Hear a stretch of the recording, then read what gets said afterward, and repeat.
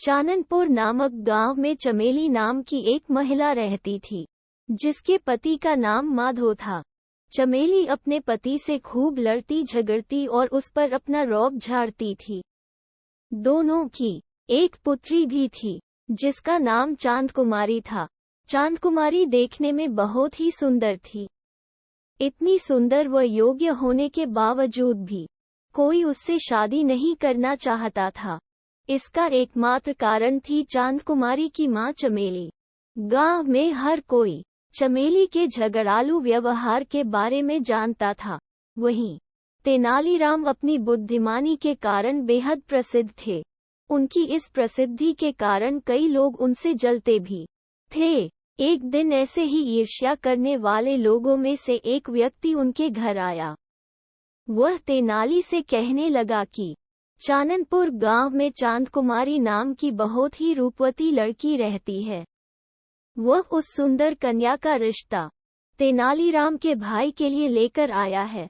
वह आदमी चाहता था कि विवाह पश्चात चांदकुमारी भी अपनी मां की तरह अपने पति पर रौब झाड़े और उसे डरा कर रखे। ये सोच मन में लिए ही वह तेनाली के यहाँ आया था।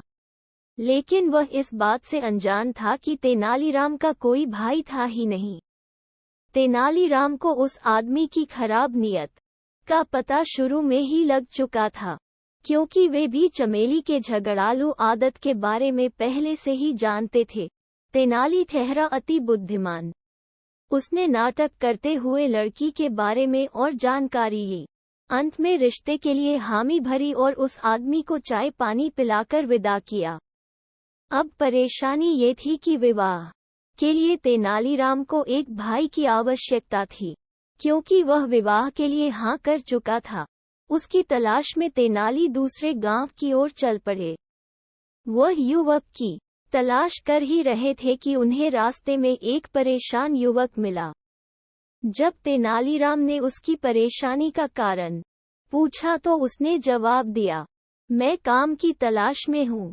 क्या आपके पास मेरे लिए कोई भी काम होगा? तेनाली ने उसे काम देने का वादा किया और कहा, इसके बदले में तुम्हें मेरी इच्छानुसार विवाह करना होगा।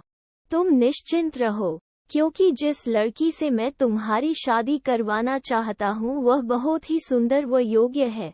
ये सुनकर वह युवक खुश हो गया। इधर चांदकुमारी के घर भी विवाह के प्रस्ताव को सुनकर सभी लोग खुश थे। जल्दी से पंडित को बुलाकर विवाह की तारीख पक्की की गई और तैयारियां शुरू हो गई। बड़ी धूमधाम से चांदकुमारी का विवाह संपन्न हुआ। विदाई का समय आया तो चांदकुमारी की मां चमेली ने अपनी पुत्री के कान में कहा, बेटी, मैं तुम्हारे पिता को रोज डरा धमकाकर अपने नियंत्रण में रखती हूँ। अगर तुम भी शुरुआत से ही अपने पति पर रौब झाड़ोगी तो तुम्हारा पति भी तुम्हारे नियंत्रण में रहेगा। चांदकुमारी ने अपनी मां की बात को ध्यान से सुना और उनकी बात मान ली। चमेली ने अपने पति माधो को भी कहा कि वह भी थोड़े दिन अपनी पुत्री के यहाँ हो आए। धीरे धीरे समय बीता और चांदकुमारी को यह एहसास हुआ कि उसके पति व तेनालीराम बहुत ही अड़ियल व रूखे स्वभाव के हैं, लेकिन फिर भी वह किसी न किसी बात पर हर रोज अपने पति से लड़ ही लेती थी और अपने गुस्से का प्रदर्शन भी कर देती थी। इधर माधो भी वहीं रह रहा था, तो तेनालीराम ने उसे दूध, घी, बादाम आदि पौष्टिक भोजन खूब खिलाया और कुछ ही महीनों में उसे तगड़ा बना दिया। जब वह अपने घर चाननपुर लौटने लगा तो तेनालीराम ने उसे अपने पास बुलाया और समझाया, देखो मित्र, मैं जानता हूँ कि इतने वर्षों में तुमने बहुत कुछ सहा है। अगर तुम शुरुआत से ही अपनी पत्नी से डरने के बजाय उसके बातों और गुस्से का उल्टा जवाब देते और उसे समझाते तो आज ये नौबत नहीं आती है। इसलिए अब वक्त आ गया है जब तुम्हें हिम्मत दिखाकर अपनी पत्नी के गुस्सैल स्वभाव को ठीक करना होगा। अब तुम्हें खुद पता है कि तुम्हें क्या करना है। तुम्हें खुद ही अपनी मदद करनी होगी। माधो तेनालीराम की बात समझ गया। उसने उन्हें शुक्रिया कहा और अपने घर की ओर रवाना हुआ। जब वह घर पहुंचा तो चमेली उसे देखकर बेहद खुश हुई। उसने अपने पति का खूब आदर सत्कार तो किया, लेकिन फिर वह उस पर रौब झाड़ने के बहाने ढूंढने लगी। ऐसा सोचते हुए वह जैसे ही अपने पति पर चिल्लाने के लिए आगे बढ़ी कि इतने में उसके पति ने उसे खरी खोटी सुनाना शुरू कर दिया। वह उस पर खूब गुस्सा करने लगा। उसकी बातें सुनकर सारे पड़ोसी वहां आ गए। सबने माधो को शांत कराने की कोशिश की, लेकिन माधो का गुस्सा सातवें आसमान पर था। इतनी बातें सुनकर चमेली को सबक मिल चुका था। उसकी आंखें भर आई थी। उसे पता चल गया था कि जब कोई किसी को बुरा बोलता है या उसका सम्मान नहीं करता तो कितना दुख होता है। थोड़ी देर में माधो का गुस्सा भी शांत हो गया और उसने चमेली से माफी मांगी और कहा कि उसने ये सब सिर्फ उसे सबक सिखाने के लिए किया था।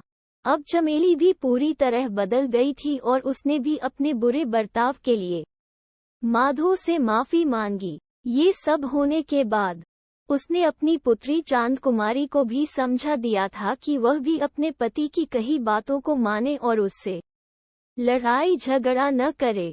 साथ ही उसने अपनी बेटी को यह भी कहा कि किसी भी रिश्ते में स्नेह और सम्मान होना बहुत जरूरी है। अपनी मां से ये सब सुनने के बाद चांद कुमारी भी अपने पति के साथ आदर सम्मान और खुशी खुशी अपना जीवन व्यतीत करने लगी। इस कहानी से हमें ये सीख मिलती है कि हमें कभी भी अपने माता पिता, भाई बहन, दोस्तों व प्रियजनों को कम नहीं आंकना चाहिए, बल्कि उनके साथ प्रेम व विश्वास से अपना जीवन खुशी खुशी बिताना चाहिए। किसी भी रिश्ते में आपसी समझ और मान सम्मान बहुत जरूरी होता है।